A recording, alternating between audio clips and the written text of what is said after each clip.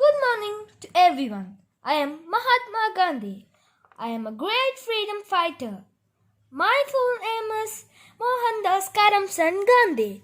I was born on 2nd October 1869 in Popandar, Gujarat state. My mother tongue is Gujarati. I studied law at the University of London. My life is very simple and I did not believe in violence and caste discrimination.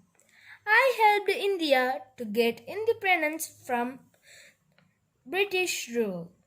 I am also known as the father of nation. I gave famous slogans like do or die and British leave India.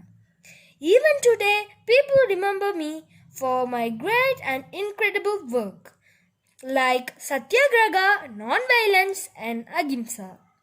Thank you. Happy Independence Day. Jai Hind.